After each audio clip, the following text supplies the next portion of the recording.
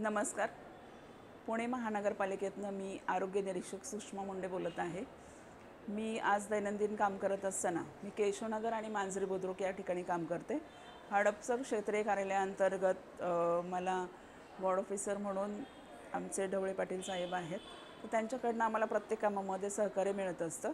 ते काम करत असताना माझे जे कर्मचारी आरोग्य कोठीमध्ये काम करतात ते अगदी कुटुंबाप्रमाणे काम करत असल्यामुळं माझं काम करताना मला सुलभ होऊन जातं.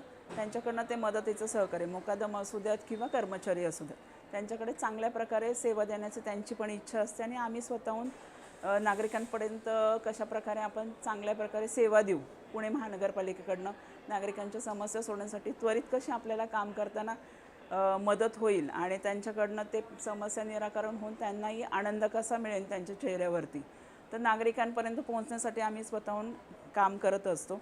ज्या ठिकाणी राडारोडा असू द्या किंवा प्लॅस्टिक असू द्या त्या ठिकाणी दंडात्मक कारवाई माझ्याकडनं केली जाते.